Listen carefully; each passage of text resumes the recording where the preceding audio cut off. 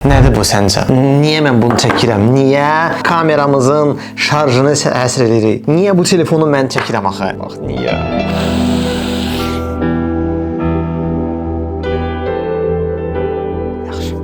Yaxşı, neydi? Bunu bir cəza kimi qəbul edirəm. Oppo A3X bugün Texnobro'da bilmirəm niyə görə, amma bu smartfonu çəkib sizə göstəririk. Getdik.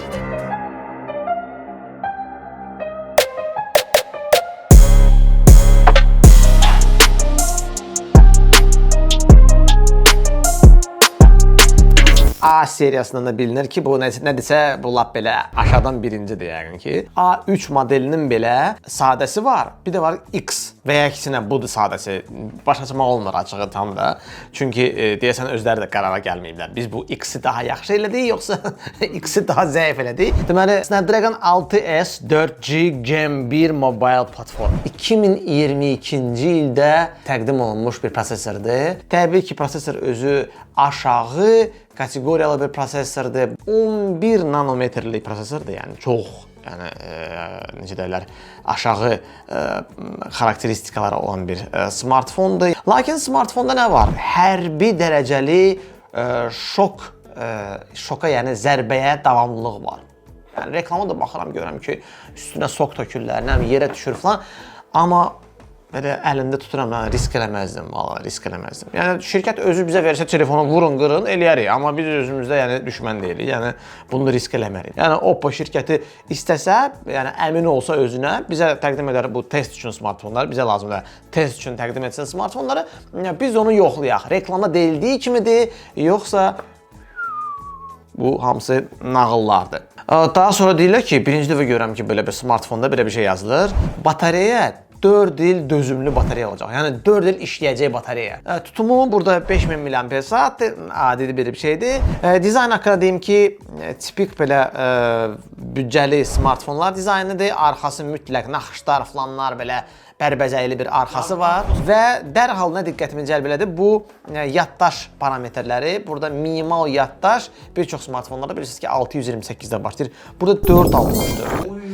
Yəni 464 normalda hardasa 3-4 il bundan əvvəl smartfonlar hələ 464-lə okey idilər. Amma indi artıq 464 başa düşdüyünüz kimi normal sayılacaq bir smartfon üçün məqbul deyil. Çünki nə 4 RAM artıq müasir Android üçün o qədər dözümlü deyil. Yəni bu smartfon təbii ki müəyyən qədər dona işləyəcək. Nədir ki 64 GB indiki applərin və video kontentin sayını nəzərə alsaq artıq o deyil. Qutuda burada İçindən çıxan xoşbəxtliklərdən ancaq adapterdir. Yəni 45 wattlıqdır burada. Köhnə tiplərdəndir. Yəni hələ burada Type-C deyil. Yəni. Elə bir 2020-ci ildə telefon almışıq da, belə bir. Təqribən belə. Yəni prosesorda 2022-dəndir.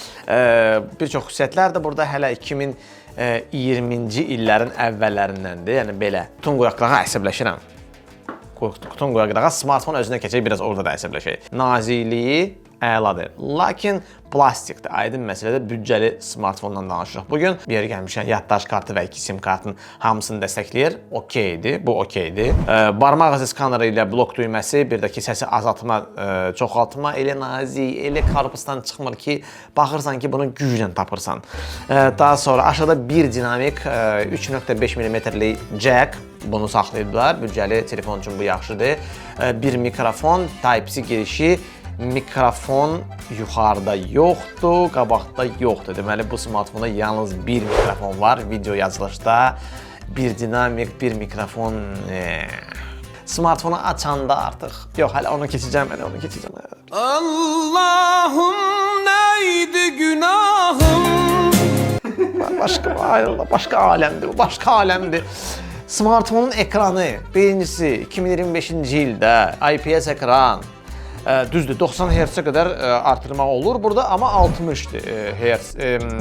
40 manata gətirib bu, götürün, gəlin, buyurun 40 manata götür. Amma IPS LCD-dir, yəni bu da OLED-dən getmir söhbət. Təbii ki, çərçivə, elə ki, dövlət sərhədidir. Çin səhətdir. Yəni Samsungda o gün mən Samsungu tənqid edirdim ki, aşağıda onların çərçivəsi həmişə böyük olur. Burada aşağıda da, yuxarıda da elə bir ki, şeydir bu futbol meydançası olur. O tərəfin qapısı, bu tərəfin qapısı. Belədir, hər iki tərəfdədir. Lakin parlaqlığı əladır. İstehsalçı deyir ki, 1000 nitə qədər parlaqlığı var. Bu yaxşı göstəricidir. Android 14 üzərində sistem Oppo markasının özünün ColorOS, bunlar da belə adlanır. ColorOS adlı bir sistemdir. Barmaqla da açanda belə bu ləngimə hissi olunur. Yəni ani açmır. Ani açmaq söhbəti yoxdur. Bir çox Çin smartfonların, yəni bədbəxtlik də bu yükləyən kimi sənə başlayır. Ay gəl bu proqramı sənə verim, gəl bu proqramı verim. Vallahi bu yaxşı proqramdır. Özüm ölüm bu yaxşı proqramdır. Bu işığa kör baxım. Gəl sənə qurban xahiş edirəm. O şey olur, nəyisə sənə sıramaq istəyirlər və bunu az qala yalvarış formasında eləyirlər. İndi bu da bizə tapşırıblar ki, bu proqramları yükləmək lazımdır. Məsləhətdir budur, yəni bizə də xoş deyil, amma yükləyin də. Oppo'da bunlar elə qutudan belə artıq var. Müxtəlif oyunların reklamı və oyunlar bir yana, biliyorsan bildiriş gəldi ki, bizim App Marketdə belə bir yaxşı proqram var. Səndən soruşan var idi, qardaş, sən App Marketdə proqram lazım olsa gedib baxacam da, yəni. Yəni telefon hələ boşdur, amma artıq bir çox proqramlarda görürəm ki, frizlər var. Yəni demirəm, dolur, yəni dayanır, dayanmır təbii ki, amma yəni bəli, frizlər deyirlər də, ona belə laqlar var orada. Yəni çipin nə dərəcədə zəif olduğunu isə nəhayət tam yoxlamaq üçün biz bura yüklədik PUBG-ni. PUBG açıldı. Şükür ki bu telefonda PUBG açıldı. Birinci xoş xəbər artıq gəldi Hilaldan. Oyun oynamaq olur bu telefonda yoxsa yox? Deməli girdim telefonun qrafik ayarlarına ki, görüm qrafik ayarları nədir. Təsəvvür et ki, gördüm ki, Edge-dir. Dedim, Edge-ni açardı heç olmasa da. Edge-ni vurum, Edge heç açılmır. Edge deyir, mən bu telefonu görsəlmirəm, heç görmürəm qardaş, bu telefonluq deyil Edge-dir. Balans var, sırf balans qrafikasını açırlar. Balansdakı yəqin PUBG oynayanlar bilir, ən aşağı səviyyədən ikincidir. Yəni bu oyuna girdim, təyyarədə olanda, yəni FPS-in olmamağı, yəni 60 hətta yox idi də, mən 60 heç belə açmır da. 60 FPS-lə olan telefonda donur. Mən düşürəm buradan təyyarədən və dona gediş xəritə açılmır. Mən düşmüşəm, xəritə açılmayıb. Telefon çox pis qızmağa başladı. Hətta ölçünüm 38 dərəcə. Telefon başlamışdan qabaq 30 dərəcədə idi. 38 dərəcə hardasa telefon qızdı. Yəni ümumiyyətcə belə nəzərə almaq lazımdır ki, bu telefonla PUBG oynamaq lazım deyil. Ümumiyyətcə oyun fikirləşmək belə ağlımın ucundan belə oyun elim yox. Bir sözlə, yəni Hilalın sözünü eşitdinizdə, yəni qrafikanın ən aşağı ayarlarında belə smartfon qızır. Bir sözlə bu smartfon oyun üçün qəti deyil. Səsi də indi yoxlayaq. Deməli burada adi telefonlarda görmədiyim bir şey var. Səs var, bir var qaldırırsan səsi buradan, bir var 100%. 100% çatanda bir dənə də basırsan, çıxır ki 300%. Oh, yəni elə bir ki, şey açmırsan da, bir kit kod yığmırsan, bir şey elə bir ki, yeni bir gizli level açmırsan, 300'lü Çin sayağı bir marketingdə ki 300%. O 300'ə qoyanda elə bir ki, dinamika verilməli olmayan səviyyədən daha çox səviyyə verirlər və o başlayır cızıldamağa. Çünki dinamika elə bir ki, pik həddində işləyir də. Bu dəqiqə elə bir ki, cızılacaq da belə kobud desək. Bu kinoya baxması deyil. Yox, keyfiyyət olmayacaq. Ümumiyyətlə burada kinoya baxasan axı. Niyə qardaş, sən bu telefon yanmışam yaxşı bir telefona eləmə bunu. Ay qardaş, kinoya bax televizorda, kinoya bax 15-20 iPad-ində bax, amma burada baxma qardaş. Keçək bu smartfonun kamerasına. Belə bir smartfonda 2 dənə yer kürəsi boyda dəlik var. Yəni burada planet boyda dəliklər var. Bunlar yəqin ki, babat çəkilişi olar bu telefonun. Nə görə belə düşünürsünüz? Siz də yəqin elə saf və ürəyi təmiz adamlarsınız. Gəl bu kamera dəliyini böyük eləyək ki, qaqdan bilinsin ki, bunun da kamerası o biri güclü smartfonların kamerasından heç də zəif deyil. Çünki insanın belə stereotip düşüncəsi var da, balaca kamera, zəif kamera, böyük kamera, güclü kameradır. Neçə megapikseldir? Deməli, birincisi qardaş, deyim ki, kameranın, amma gülmə. 25-ci ildir, xatırladım ki, bugün biz çəkirik, bugün maydır, yəni may ayıdır, indi hansı tarihdə fərq eləmirəm. May 2025. 8 megapikselli kamera. Təsəvvür eləmir ki, 25-ci ildə kimsə smartfon buraxar və orada 8 megapikselli kamera olsun. Əsas kameradır ya, 8 Əsas megapikselli. kamera, Bəli. bəli. Maraqlıdır ki, A3-də, bu A3X-dir. A3-də orada 50 megapikselli kamera. Görünüşlə baxırsan eynidir. O telefonla bunun telefonu demək ki, ayırma olmur.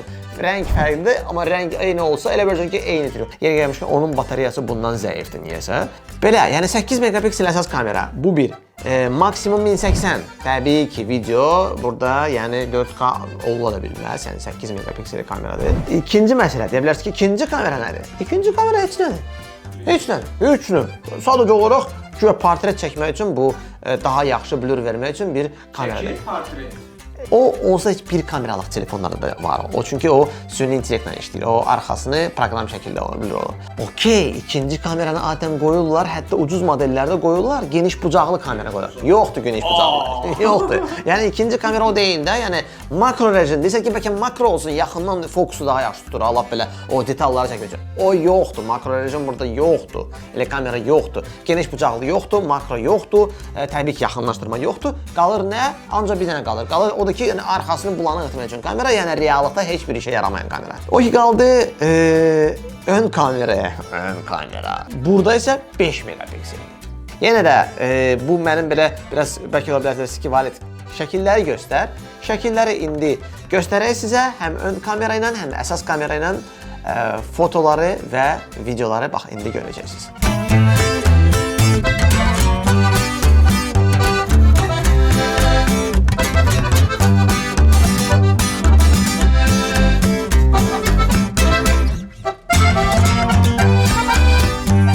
Videolardakı da nə deyim sizə, videonun da keyfiyyətinə baxın da bu bir kamera reallıqda necə çəkir özünüz də baxın.